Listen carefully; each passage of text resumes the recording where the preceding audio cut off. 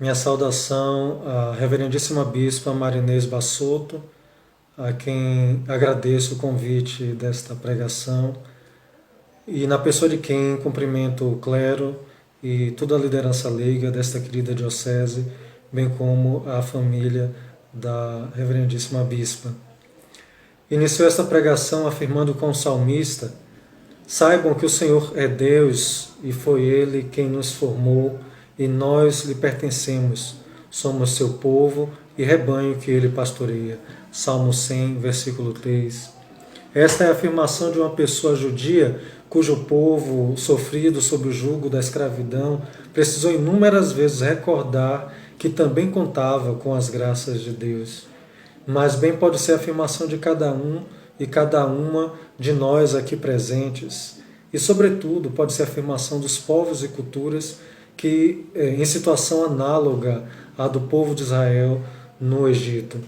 Que fundamento melhor poderíamos encontrar numa celebração em que nos dispomos a refletir sobre o tema vidas negras importam, vidas indígenas importam, todas as vidas importam.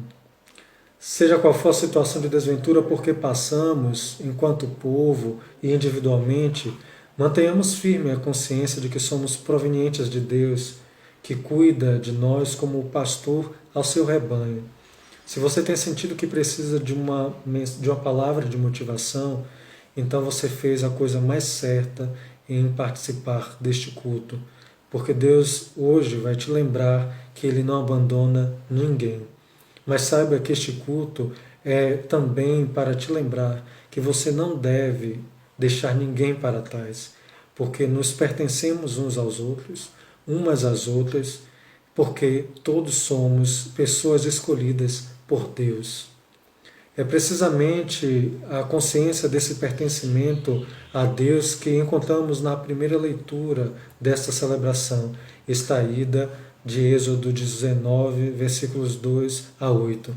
Os israelitas, após cerca de 400 anos de escravidão no Egito, conquistaram a liberdade, e a leitura narra o momento em que, abre aspas, chegaram ao deserto do Sinai e acamparam no deserto, diante da montanha, onde Deus anuncia a eleição do povo como o seu povo e lhe propicia uma aliança. A eleição de Israel toca num aspecto profundamente importante da vida humana, de toda e qualquer vida humana, que é a experiência de se sentir parte de alguém, de viver um companheirismo e de ser cuidada.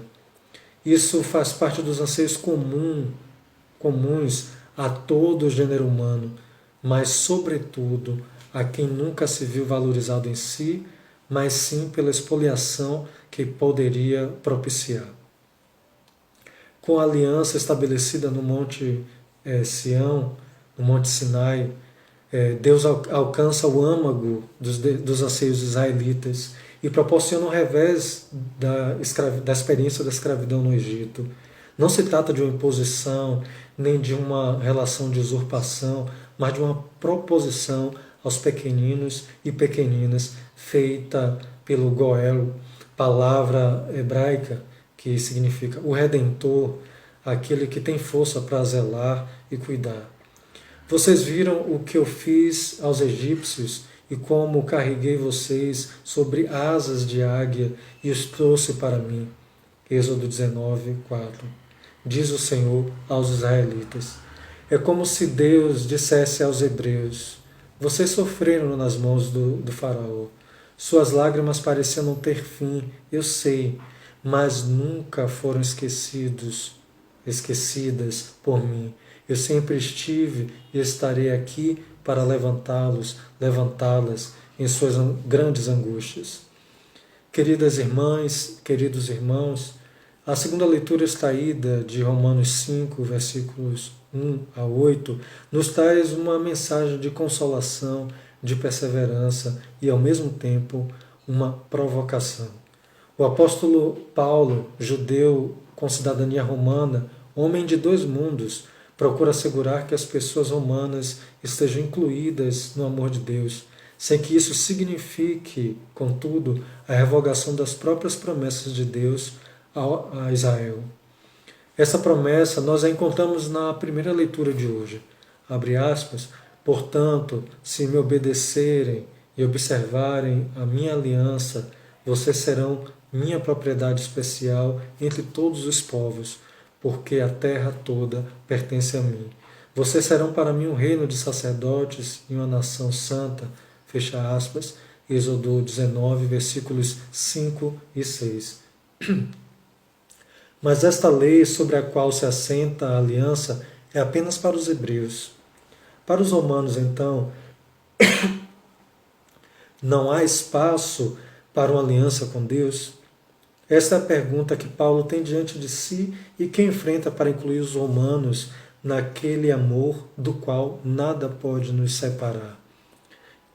E o apóstolo defende esta inclusão a partir da fé em Jesus. Abre aspas, assim, justificados pela fé, estamos em paz com Deus por meio de nosso Senhor Jesus Cristo. Por meio dele e através da fé, nós temos acesso à graça, na qual nos mantemos e nos gloriamos na esperança da glória de Deus. Romanos 5, versículos 1 e 2. O apóstolo Paulo derruba as condições exteriores para que alguém possa pertencer a Deus. No caso específico da carta aos Romanos, a lei e a nacionalidade, ou um pertencimento étnico-racial. É por meio da graça, isto é, da gratuidade divina, que temos acesso ao próprio Deus. Não há outra condição relevante a não ser a fé em Jesus para que sejamos parte do povo de Deus. Por isso nós estamos aqui. Por isso indígenas, pessoas negras e todas as demais pessoas pertencem a Deus e são por Ele cuidadas.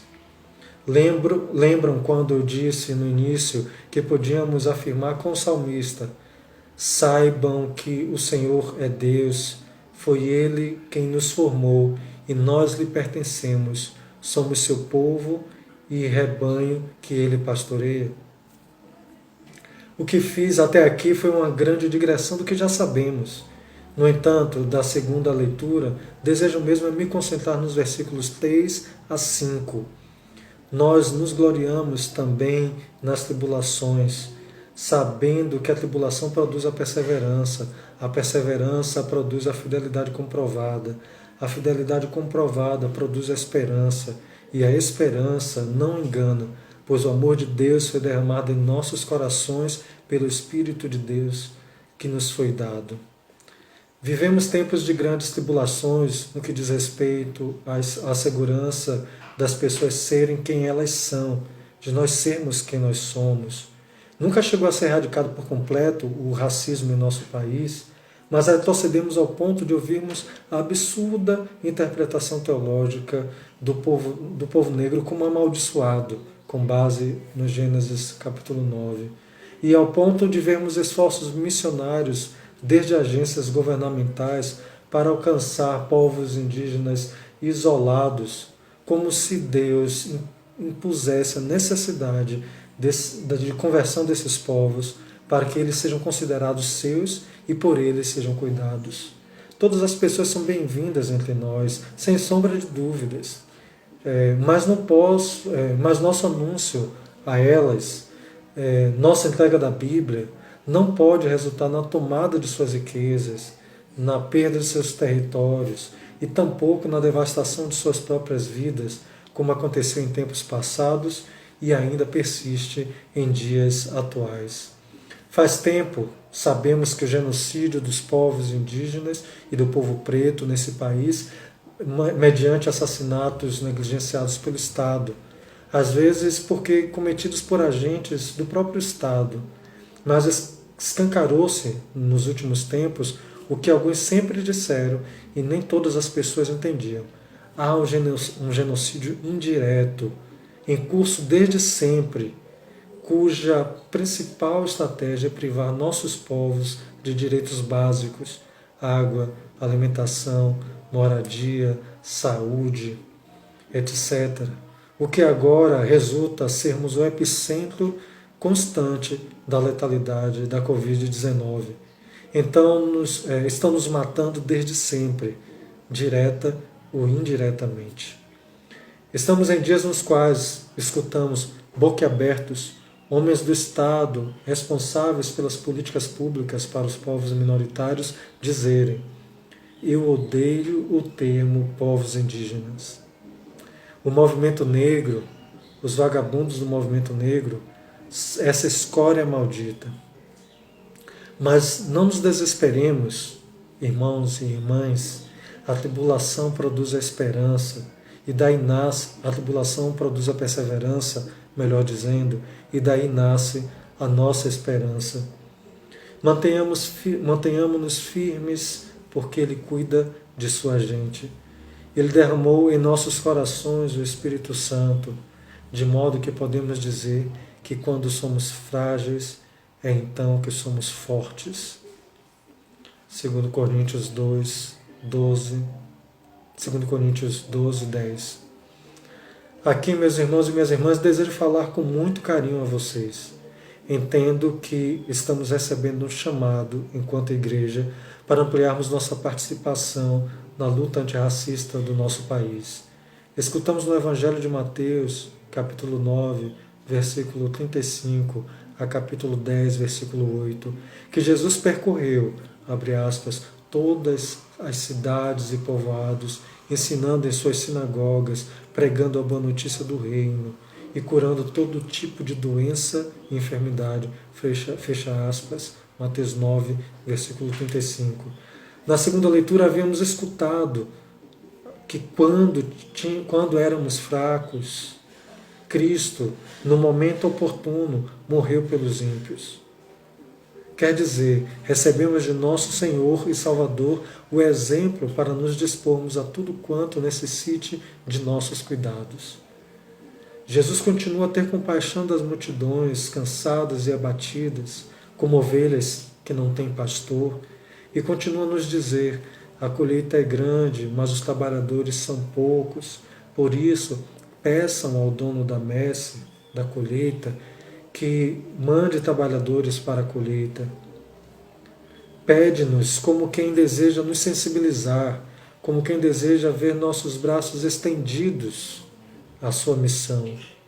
E a missão da hora não é outra senão combater o racismo institucional do Estado, que diz que os nossos irmãos e irmãs indígenas podem ser subjugados por garimpeiros e grileiros, que protege assassinos fardados no corporativismo do ordenamento jurídico brasileiro.